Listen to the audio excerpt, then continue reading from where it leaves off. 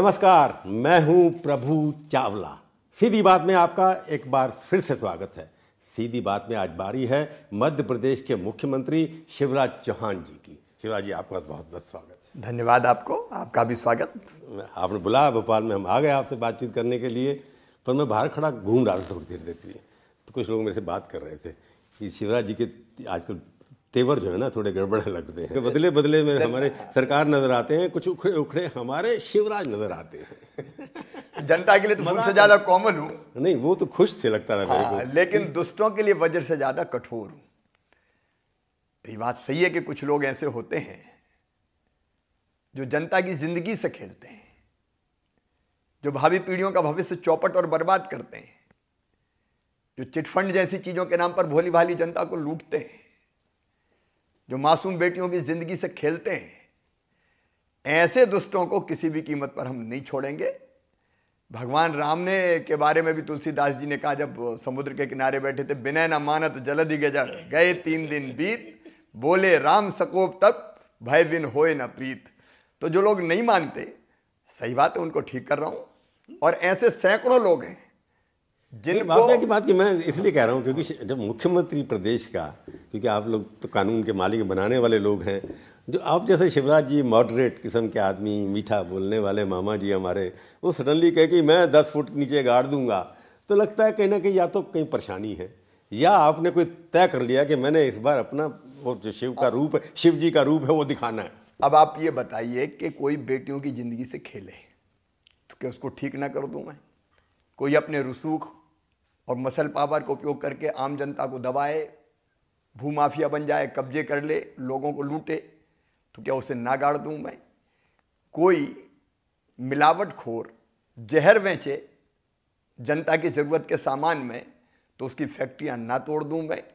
जितने भी इस तरह के लोग हैं, गुंडे, बदमाश, स्मगलर, ड्रग माफिया, शराब mafia, chit fund company, chit fund mafia, बेटियों की जिंदगी को तबाह करने वाले, कई बेटियां गायब थी।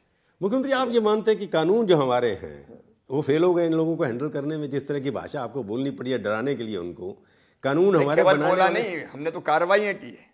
लगभग 8,000 करोड़ की जमीनें मैं मुक्त करा चुका हूं इन माफियाओं से, क्योंकि ये केवल दंड की भाषा जानते हैं।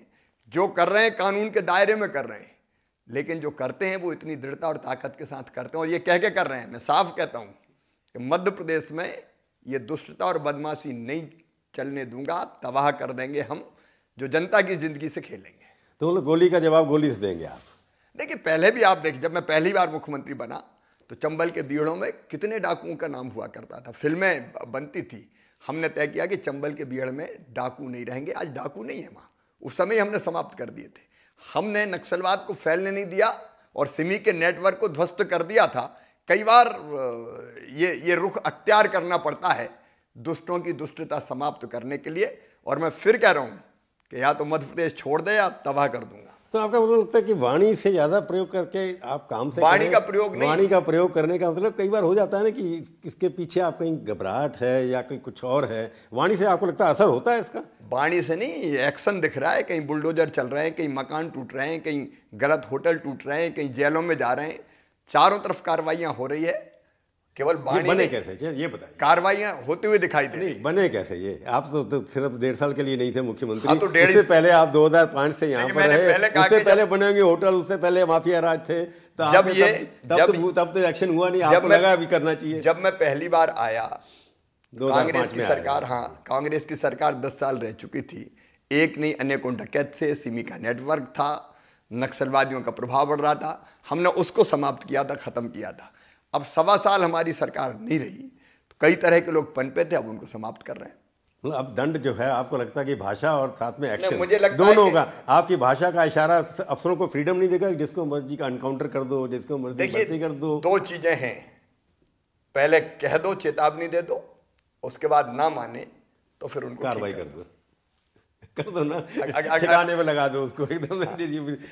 अगर कोई भाषा समझ जाए और सुधर जाए तो कोई बात नहीं, ना सुधरे तो सुधार देंगे। पर आप जी मैं या आपने जो किया अच्छा किया कि डर तो पड़ना डर है नहीं कानून का किसी के अंदर। लगता है सारे देश के अंदर कई जगह ऐसे माफिया खड़े हो गए हैं, यूपी में भी योगी जी कर रहे हैं कुछ ना कुछ वहाँ पर। आपको लगता नहीं कहीं ना कहीं अफसर लोग जिनके खिलाफ कोई कार्रवाई नहीं होती वो भी जिम्मेवार हैं, उनके खिलाफ तो कोई एक्शन लेते नहीं है? अभी तो हम एक्शन ले रहे हैं। हर मेरी वीडियो कॉन्फ्रेंसिंग में एक दो बड़े अफसर निपटते हैं, जाते हैं। जो ढंग से काम करेंगे उनको पुरस्कृत करेंगे, जो गड़बड़ करेंगे उनको भी नहीं छोड़ते, उनके खिलाफ भी एक्शन हो रहा है। अगर कहीं गड़बड़ कोई करता है तो सब गड़बड़ नहीं है, अच्छा काम करने वाले हैं उनकी पीठ थपथपाते हैं, उनको पुरस्कृत करते हैं। और कोई लापरवाही करेगा, गड़बड़ करेगा, प्रश्रय देगा तो परिणाम भुगतेगा। नहीं मैं इसलिए कह रहा हूँ कि जैसे अब छोटी सी बात है ये, अब कोई फिल्म बनी तांडव, उसके ऊपर भी तांडव हो गया। तो पहले भी बनती थी। देखिए ये हक किसने दिया कि आपकी सारी स्टेट में तांडव के ऊपर आपने जो किया, पुलिस की एफआईआर करा दी, बॉम्बे पुलिस भेज दी, वहां पर बॉम्बे पुलिस ने ऑलरेडी एफआईआर कर रखी है, तो लगता नहीं कि ये सब क्यों हो रहा है, ये सब नहीं आता। देखिए अगर कोई श्रद्धा के केंद्रों का, देवी देवताओं का, किसने हक दिया कि आप जो मन में आए उनके खिलाफ कह दो? ये आपका अधिकार नहीं है। आपकी स्वतंत्रता तब तक है जब आप दूसरों की आस्था को चोट ना पहुंचाए। लेकिन कुछ भी हम तो करेंगे, ये उचित नहीं है। नहीं पर उनको जैसे अब तो ये तो क्योंकि नेट सीरीज पे आई है, नेटफ्लिक्स पे, इसलिए सेंसर नहीं हुई। आपके यहाँ भी तो कानून ऐसे ही है ना कि जो मर्जी आके दिखाना शुरू कर दे कुछ भी। आपके कानून इतने कमजोर क्यों हैं कि ऐसे हमारी आस्थाओं को, हमारी जैसे अब नेटफ्लिक्स पे दिखा दिया है, उन्होंने नया तरीका निकाल लिया कि कोई लाइसेंसिंग की जरूरत नहीं, सेंसरशिप करने की जरूरत नहीं। आपकी सरकार ने पिछले 1 साल से इतने सारे काम हुए, आप गए थे प्रकाश जावड़ेकर जी को मिलने भी गए थे, तो लगता नहीं कि कानून आप बनाते नहीं, लोगों की फ्रीडम ऑफ एक्सप्रेशन वो कहते हैं, बुद्धिजीवी लोग जो लिबरल लोग हैं वो कहते हैं हमारे खिलाफ एक्शन ले दिया, हमने किसी के खिलाफ कह दिया। देखिए नए कानून भी बन रहे हैं, पुराने खराब कानून रिपील भी किए जा रहे हैं। जब जैसी आवश्यकता पड़ती है सरकार वो वैसे कदम उठाती है। नहीं सेंसरशिप के रूल जो फिल्मों पे लागू होते हैं, मैं स्पेसिफिक सवाल आपसे पूछ रहा हूँ, सीधी बात कर रहा हूँ, उसके बारे में आप क्या जरूर जरूर जरूर जरूर जो फिल्मों के ऊपर लागू होता है इनके ऊपर क्यों नहीं लागू होता? नहीं जरूर इस पर विचार होना चाहिए और मंत्री जी ने कहा कि इस पर विचार कर रहे हैं। तो तांडव के ऊपर जो तांडव आपने किया नहीं, तांडव तो किसी ने नहीं किया। जो एक्शन लेना चाहिए उसी की बात सरकारों ने की। तांडव तो कुछ भी नहीं हुआ ऐसा, लेकिन उनको ये करने का अधिकार नहीं है। और मंत्री जी प्रकाश जी वो भी इस विषय में गंभीर है। क्योंकि कई लोग जो आपके विरोधी हैं वो तो कहेंगे, इस सवाल तो ये है कि उनका विरोधियों का तो कोई काम है नहीं। देखिए देश में उनके पास तो कुछ है नहीं, और इसलिए कितनी भी जायज बात करें, आपत्ति कितनी भी जायज हो, जिनको विरोध करना वो तो विरोध करेंगे। अब विरोध करने वाले तो ऐसे हो गए हैं कि राहुल बाबा कहने लगे कि मुझे कोई छू नहीं सकता और कुछ नहीं हो सकता, कोई गोली मार सकता। कोई गोली मार रहा है क्या? अब इस तरह की बातों का कोई औचित्य है क्या? नहीं, कई बार कौन गोली मार रहा है? नहीं, आपकी तरफ से, आपके कार्यकर्ताओं की या कुछ नेताओं की तरफ से इस तरह की स्टेटमेंट भी कानून में कैसे, जैसे अब क्या है, मेरे को लगता था कि मोदी जी आए, विकास पुरुष हैं, इतनी तेजी से विकास हो रहा है देश के अंदर, तो आपका क्या होना चाहिए? लव विकास होना चाहिए। आप लेव जिहाद के पीछे पड़ गए। देखिए मोदी जी भारत के लिए भगवान का वरदान है। ऐसा प्रधानमंत्री जिनके दिल में, दिमाग में जुनून, जज्बा है, लगातार 24 घंटे जो देश के बारे में सोचते हैं और काम करते हैं, एक नहीं अनेकों बड़े फैसले। नहीं, उसमें कुछ शक ही नहीं है। उसकी वजह से आप मेजोरिटी पहली बार 30 साल के बाद कोई सरकार लेके लेके आई है। आपका लव तो विकास से होना चाहिए था, लव जिहाद से कैसे? अगर आप देखेंगे तो मोदी जी ने आत्मनिर्भर भारत की बात कही, मध्य प्रदेश ने आत्मनिर्भर मध्य प्रदेश का रोड मैप बना दिया और उस रोड मैप पर हम तेजी से चल रहे हैं। दिक्कत यह है कि विकास के काम कितने भी हो जाएं, उन पे चर्चा नहीं होती है। उन पे चर्चा जब आपने टेक ओवर किया था, बीमारू स्टेट था, उसके बाद बीमारू स्टेट की लिस्ट से हट गया ये स्टेट, तो विकासशील अभी प्रदेश नहीं बना, विकास हो रहा है। इसके ऊपर विकास, विकसित प्रदेश नहीं कह सकते इसको अभी भी नहीं। लेकिन दोनों चीजें, विकास और जन कल्याण, ये हमारे प्रमुख मुद्दे हैं और इसी पे हम लगातार काम कर रहे हैं। यहाँ तक कि कोरोना काल में भी मध्य प्रदेश में चाहे इंफ्रा के काम हो, हमने नए शुरू किए, जन कल्याण के काम हो, कई हमने प्रारंभ किए। आर्थिक रूप से दिक्कतें थी, आप जानते हैं, लेकिन उसके बाद भी हमने विकास को नहीं रुकने दिया। मोदी जी की प्रेरणा से, उनके मार्गदर्शन से लगातार उस दिशा में तो हम काम कर ही रहे हैं। मैंने सवाल तो आपसे पूछा था, लव जिहाद के ऊपर कानून आपने बना दिया 6-7 से, जरूर क्या थी? और कानून नहीं है क्या? धर्म स्वातंत्र अधिनियम 2020 है, उसमें इस बात का प्रावधान है कि लोभ, लालच, भय, प्रलोभन, बहका या फुसला के अगर कोई को ले जाता है, धर्मांतरित करता है, तो वो गलत है। तो गलत है तो उसके खिलाफ कोई कानून नहीं बनना चाहिए। वो तो दूसरे कानून में सीआरपीसी में ऐसा प्रोविजन है अभी तक। बेटियों का बताता हूँ आपको, लगभग जब हमने पूरी समीक्षा की तो सैकड़ों बेटियां, उनका पता नहीं चला, हम ढूंढ के लेके आ रहे हैं, अभियान हमने चलाया हुआ है। एक बेटी हमने नूरगंज के पास नेपाल के बॉर्डर से लेके आए, एक बेटी हम हैदराबाद के पास सिकंदराबाद से लेके हमारी पुलिस लेके आई। अब इनकी जिंदगी से अगर झूठ बोल के, बहला के, फुसला के कोई खेले तो क्या उसके खिलाफ कोई कानून नहीं होना चाहिए, कड़ी सजा देने? लव जिहाद की केस तो नहीं, जिनको लेके आए हैं आप भाई, एक जो ले गया था उसकी 40 साल की एक महिला पहले से उसके पास थी, उसके साथ थी, एक बेटी और ले गया। अब ये उस बेटी की जिंदगी को नरक बनाने दें क्या? और इसलिए अगर ऐसे कानून बनते हैं तो वो मासूम बेटियों की जिंदगी बचाने के लिए बनते हैं। लव जिहाद नाम जो आप कह रहे हैं, हमने लव जिहाद कही नहीं, ये तो आप कह रहे हैं, मीडिया वालों ने कहा, हमने कभी नहीं कहा। हमने कभी लव जिहाद कहा ही नहीं। धर्म स्वातंत्र अधिनियम 2020 ये नाम है। जो अपनी मर्जी से लड़की अगर शादी करती है, लड़का करता नहीं, है, मर्जी में तो कोई सवाल ही नहीं, लेकिन नाम बदल के कुछ कर रहे हैं। कोर्ट्स के अंदर ऑर्डर भी आ रहे हैं कि इस तरह से आप नहीं किसी को कर सकते, जा करके देखा होगा आपने, कई कोर्ट्स के बारे में पढ़ा है। इसको लगता नहीं कि कई बार इसको किसी और तरीके से रखा जा सकता था? आपकी नीयत अच्छी है, आप जो करना चाहते दिखाई दे रहा है, परंतु कई बार इसको कम्युनल कलर देना, नहीं, आप ये कर रहे हैं कि आप पोलराइजेशन करना चाहते हैं। धर्म स्वातंत्र अधिनियम है तो सबके लिए है, एक के लिए नहीं है। किसी एक उपासना पद्धति धर्म के लिए नहीं है। और हमने जो नाम आप दे रहे हैं वो नाम हमने दिया ही नहीं। तो लव जिहाद हम लोगों ने, मीडिया ने दे दिया। हाँ, हमने कभी नहीं कहा कि कोई लव जिहाद, हमने कोई। वैसे आंकड़ों के हिसाब से लगता है कि ज़्यादा सबसे ज़्यादा धर्म परिवर्तन हुआ है वो क्रिश्चियन के द्वारा किया गया है। ये आंकड़े हैं वो तो। देखिए, कोई भी अगर धर्मांतरण गलत तरीके से करता है तो वो गलत है, कोई भी करे वो। नहीं, कोई भी करे, पर इस समय जरूरत क्या थी आपको? और मैं कह रहा हूं कि जब एक माहौल बन रहा है कि आपके पास सरकार आ गई, मेजोरिटी आ गई, सब कुछ हो गया। हम केवल सरकार के लिए काम थोड़ी करते हैं, हम लोग काम करते हैं विकास के लिए, जन कल्याण के लिए, विचार के लिए, समाज के लिए। तो एक न कई आयाम उसके होते हैं।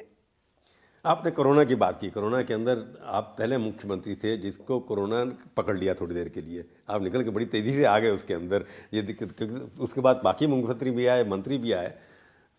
आपको लगता नहीं कि कोरोना वैक्सीन, हम भारतवर्ष के अंदर पहला देश है जिसके अंदर 2-2 वैक्सीन, 3-3, 5-5 वैक्सीन बन रही हैं, भारत की क्षमता दिखाती है ये। तो आपको लगता नहीं था कि आप नेताओं को एक लीड लेकर के जनता में एक विश्वास बनाना चाहिए था? खुद टीका लगवाते पहले, नहीं तो 60% लोग लगवा रहे हैं, टीके खराब हो रहे हैं। आपको लगता नहीं कि इसमें शक पैदा होता है लोगों को, जबकि अच्छी वैक्सीन है? एक प्रोटोकॉल तय हुआ, उसमें प्राथमिकताएं तय की गई। पहली बात तो मैं ये कह दूं कि वैक्सीन पूरी तरह से सुरक्षित है। कोई ऐसा व्यक्ति नहीं हो सकता जो सुरक्षित ना हो और कह दे कि तुम लगवा लो, तुम लगवा लो, तुम लगवा लो। हमारे वैज्ञानिकों ने हर कसौटी पर जांचा, परखा और जब ठीक पाया तभी अनुमति दी। अब एक मिनट, एक तरीका ये हो सकता था कि हम लोग सबसे पहले लगवा के बैठ जाएंगे, बाकी भाड़ में जाएं। ये बात आपकी ठीक है, ये भी शक हो सकता था लोगों को। पर मैं सवाल जो आपसे पूछना चाहता हूँ ये है कि कोरोना के दौरान आपके यहाँ लेबर काफ़ी चली गई, आपने पता नहीं उसके यहाँ से निकल, कोई महाराष्ट्र से, मध्य प्रदेश से निकल के बिहार की तरफ चला गया, तो आपने कुछ उसके लिए कुछ उस वक्त नहीं किया? अब तो कुछ कर रहे होंगे। नहीं, मैं पहले बताऊं कि ये मध्य प्रदेश है, मुझे कहते हुए गर्व है। प्रधानमंत्री जी के नेतृत्व में हम लोग काम करते हैं। मध्य प्रदेश की धरती पर जो मजदूर आए वो केवल मध्य प्रदेश के नहीं थे, दक्षिण से जितने मजदूर आते थे, इवन महाराष्ट्र से, गुजरात से, केरल से, तमिलनाडु से, आंध्र से, कर्नाटक से, तेलंगाना से, वो वाया मध्य प्रदेश ही उत्तर प्रदेश, बिहार, उड़ीसा, छत्तीसगढ़, इन राज्यों में जाते थे। हमने मध्य प्रदेश में उनका भोजन, चाय, नाश्ता पैदल ना चले, पहले शुरू में आए तब अफरा तफरी हुई, बसों की व्यवस्था की, दवाइयों की व्यवस्था की, पाँव में अगर जूते चप्पल नहीं थे तो वो पहनाए और सम्मान से बॉर्डर तक छोड़ के गए थे। कुछ लोग वापस आए कि नहीं? कुछ लेबर गई भी होगी यहाँ से छोड़ के, जो बाहर से आई होगी। नहीं, मध्य प्रदेश से बहुत कम लोग गए, बहुत कम प्रदेश छोड़ के, क्योंकि मध्य प्रदेश में ऐसी अफरा तफरी का माहौल था ही नहीं। लेकिन जो लोग यहाँ से गुजर के भी गए, जो मध्य प्रदेश में आए, उनकी व्यवस्था भी की। देखिए, मध्य प्रदेश ऐसा राज्य था जिसने रोजगार सेतु पोर्टल बनाया। हमारी चिंता थी कि आने वाले जो मजदूर है उनके रुकने की व्यवस्था, उनकी भोजन चाय नाश्ते की व्यवस्था और बाद में फिर उनके काम की व्यवस्था। बहुत सारे मुद्दे बाकी हैं, एक छोटा सा ब्रेक लेता हूँ, उसके बाद फिर आएंगे, आपसे बात करेंगे।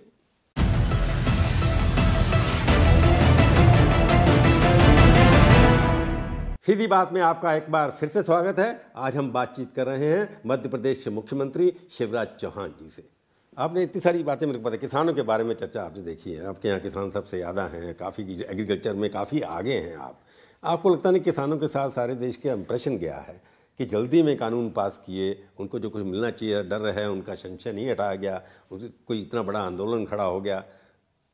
देखिए, पहली बात तो मैं ये कह दूं कि किसानों का अगर छोटा समूह भी किसी बात को कह रहा है तो भारत सरकार कितनी गंभीरता से सुन रही है, आपने देखा। लगातार वार्ताओं के दौर, हाँ, लगातार दौर जारी है। और कृषि मंत्री ने ये पहले भी कर सकते, परसों भी और कल भी अपनी बात कही है। देखिए, मैं ये कह रहा हूँ कि भारत सरकार तो ये कानून पहले लेके आई, बाद में लेके आई। मध्य प्रदेश में तो हमने पहले ही लागू कर दिया था, क्योंकि ये कानून सचमुच में किसानों के हित में है। मैं अभी बहस में नहीं पड़ना चाहता, क्योंकि एक भी किसान अगर उसके मन में कोई बात है तो उसको कहने का हक और अधिकार है, चाहे वो सिंधु बॉर्डर पर बैठे हमारे किसान भाई और बहन हो। केंद्र सरकार का ये संकल्प है, प्रधानमंत्री जी भी और हमारी सरकार भी, केंद्र सरकार भी यही कर रही है कि चर्चा करके उनकी आशंका दूर करेंगे। आपने आत्मनिर्भर की बात की बीच में, प्रधानमंत्री का खास नारा है, क्योंकि आपने इन्वेस्टमेंट की कोशिश की, पहले काफ़ी इन्वेस्टमेंट मीट की। आपको लगता नहीं कि जो वायदे करके जाते हैं बड़े बड़े उद्योगपति, उसका 20% 15%, मेरे पास आंकड़े हैं, आपके पास भी होंगे, आप भी खुश नहीं होंगे उन आंकड़ों से? देखिए, जो वायदा करते हैं, इन्वेस्टमेंट, आपने सीआईए को 15 करोड़ 20 करोड़ दीजिए, चलो करिए, तमाशा आप कर हो जाता है, लोग आ जाते हैं। जितने लोग आपके आए थे सीआईए की मीटिंग में, मैं भी आया था उसमें, उसके बाद शायद आपसे कभी मिले उन। मैं आपको ये बताऊं, ये बात सही है, कन्वर्शन रेट बहुत कम है। हम जानते हैं कि 100% तो आ नहीं सकता, लेकिन उन्हीं इन्वेस्टर मीट का परिणाम है कि टीसीएस यहाँ आ गई, इन्फोसिस यहाँ आ गई। आप अगर देखेंगे एजुकेशनल इंस्टीट्यूशनल अगर देखेंगे तो जितने देश के प्रमुख हैं वो यहाँ आ गए। टेक्सटाइल फैक्ट्रियाँ हमारे यहाँ बड़ी संख्या में आ गई। कितनी इन्वेस्टमेंट की थी मीट? हमने इन्वेस्टर मीट की थी, नहीं, चार की थी। चार हमने, चार का मैंने आंकड़ा देखा, लगभग 1.5 लाख 2 लाख करोड़ बनता है जो कमिटमेंट की थी। हाँ, उसमें से 20,000 25,000 करोड़ मुश्किल से आया। नहीं, 30,000 35,000 40,000 इसके आसपास आए और लगातार आ रहे हैं। स्टेटमेंट दी कि 1.5 साल के अंदर कमलनाथ जी ने बर्बाद कर दिया इस प्रदेश को। पर आपने जो, मैं देख रहा हूँ फिगर, जो आपने, उन्होंने जो योजनाएं शुरू की थी 100 यूनिट की 100 रुपए, तो सब उनकी योजनाएं, कर्ज माफी उन्होंने की थी। आपने तो अभी कोई कर्ज माफी शुरू नहीं किया। उन्होंने कहा कि कर्ज माफी सारा काम किया उन्होंने। इतना बड़ा धोखा किसानों को कभी नहीं दिया जितना बड़ा धोखा कमलनाथ जी की छोड़िए राहुल गांधी जी ने दिया। यहाँ तालियां बजा बजा के गिन गिन के उंगली कहते थे 10 दिन में सबका कर्जा माफ, 1 2 3 4 5 6 7 8 9 10, और नहीं तो 11वें दिन मुख्यमंत्री हटा दूंगा। कर्जा माफ होना था लगभग 55,000 करोड़ रुपए का, इनने किया केवल 6,000 करोड़ का, और उसमें भी पूरे पैसे दिए ही नहीं बैंकों को। आधे बैंकों के मत्थे डाल दिए, आधे जो कोऑपरेटिव सोसाइटी थी उनके मत्थे डाल दिए, और कई को फर्जी सर्टिफिकेट बांट दिए, खाते में पैसा आया ही नहीं। एक बात, आपकी सरकार, पहले तो ये सवाल छोटा सा पूछूंगा मैं, आपको 2000 जब हार गए आप चुनाव, क्यों हारे आप? आपके इतना काम किया हुआ, आपकी इच्छा भी, देखिए उसके अंदर गड़बड़ कहाँ होगी? ये जो अंक गणित रहता है सीटों का, ये बड़ा अजीब सा रहता है। तब भी वोट तो हमने ज्यादा लिए, वोट तो पहले भी कई बार हुआ, 1% 2%। यहाँ फर्क यही होता है, 1% 2%। सीट कम हो गई हमारी, लेकिन ये अच्छा इसलिए हुआ कि 15 साल से लगातार हमारी सरकार थी, एक नहीं अनेकों योजनाएं हमारी चलती थी। अब लोगों को ये लगता था कि ये तो होता ही है, ये तो होता ही है, ये तो होता ही है। जब 7 साल, जब कारण आप बताएंगे हारे क्यों आप, शिवराज जी क्यों हारे? देखिए, कर्जा माफी की जो झूठी घोषणा इनने करी थी, कर्जा माफी ने असर उस समय किया था, चाहे वो राजस्थान हो, चाहे वो मध्य प्रदेश हो, चाहे वो छत्तीसगढ़ हो। हम लोगों का ये निश्चय था कि ये गलत है इस ढंग के वादे करना। चुनाव में कैंडिडेट चुनने में गड़बड़ हो गई? नहीं, देखिए, मैं आंतरिक लड़ाई आपकी नहीं, आंतरिक लड़ाई का तो सवाल ही नहीं है, लेकिन सबसे बड़ा कोई कारण अगर माने तो मुझे कहते हुए कोई संकोच नहीं, कर्ज माफी था। तो आपने जैसे सरकार गिराई कमलनाथ जी की, उनके बाद मेजोरिटी जैसे उन्होंने बनाई, आपको ये लगता है कि इस बीजेपी जैसी पार्टी, सबसे बड़ी पार्टी, उसके लिए अपोजिशन में रहना थोड़े दिन ठीक लगता था, तोड़े क्यों आपने इतना? हमने नहीं तोड़े, वो टूट गया। लेकिन भारतीय जनता पार्टी ने कुछ नहीं किया इस सरकार को। ये तो देखिए, खुद के भ्रष्टाचार के बोझ से दब के मर गई ये सरकार। इन्हीं के नेता, अब ज्योतिरादित्य सिंधिया, विजय वर्गीय ने कहा कि मोदी जी ने सरकार गिराई है। नहीं, कोई सवाल ही पैदा नहीं होता। सरकार नहीं गिराई, सरकार बना ना भाषण उनका आपने। उन्होंने अपना स्पष्टीकरण मजाक का दिया है। देखिए, सरकार गिराई कांग्रेस ने ही, हमने नहीं गिराई। आपकी सरकार बनाने के लिए ना। ज्योतिरादित्य सिंधिया कौन थे? ज्योतिरादित्य जी बहुत लोकप्रिय नेता है मध्य प्रदेश के, वो कांग्रेस में ही थे। लेकिन आप पूरे प्रदेश को जब तबाह और बर्बाद कर रहे हो, वल्लभ भवन मध्य प्रदेश का दलालों का अड्डा बन गया था। वहां जनता के हित के फैसले नहीं होते थे। रोज ये होती थी कहां से आए, कहां से आए, कहां से आए। एक बात बताइए, ये दलाली का केंद्र बना दिया। जनता त्राही त्राही कर रही थी, तो कांग्रेस के लोगों ने विद्रोह करके सरकार को विद्रोह करके ना आपने उनको सरकार में ले लिया ना। नहीं, अब देखिए कांग्रेस के लोग सरकार गिनाए। आपके 107 एमएलए, आपके भी 14-15 मंत्री, उनके 23 एमएलए, उनके भी 14 मंत्री। आपके कार्यकर्ता जो 5-5 साल जीत के आए हैं, 5-5 बार, आपको लगता नहीं कि संघ के कार्यकर्ता, इतने निष्ठ कार्यकर्ता, आधी लगभग कैबिनेट आपने डिफेक्टर्स की लगा दी। सवाल आपके पास क्या पहला सवाल टैलेंट की कमी है? मैं पूछ रहा हूं बीजेपी में।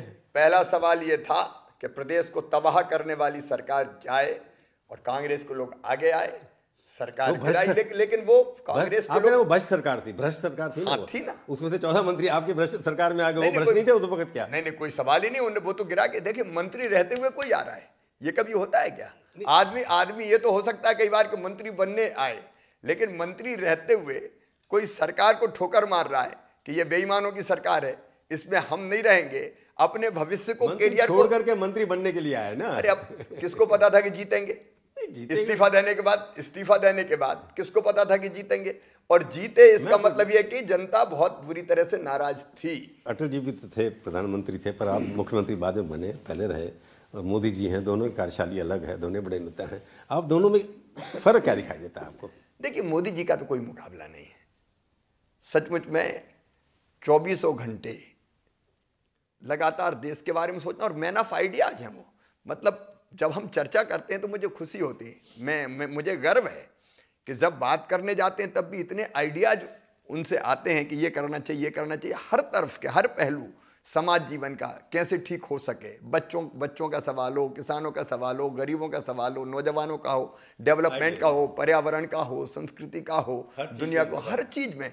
और अभी भी मैं गर्व के साथ कह रहा हूं कि मोदी जी ऐसे प्राइम मिनिस्टर है।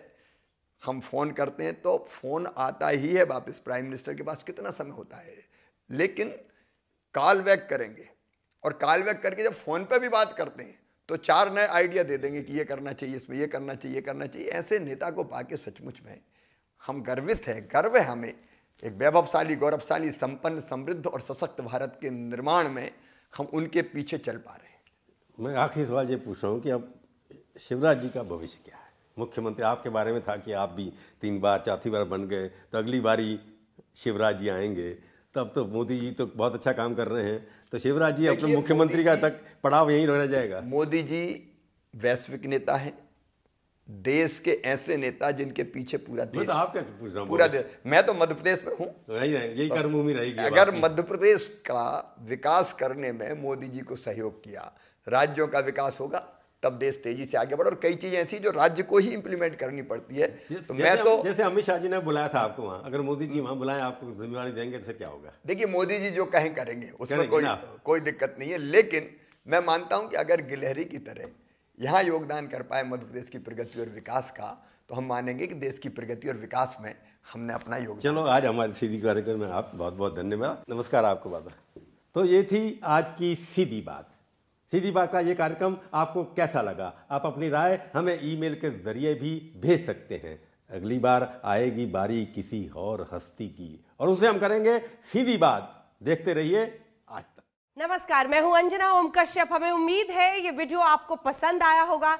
लेटेस्ट खबरों के लिए यूं ही देखते रहिए आज तक, और इस वीडियो के पसंद आने पर लाइक, शेयर एंड सब्सक्राइब करना ना भूलें।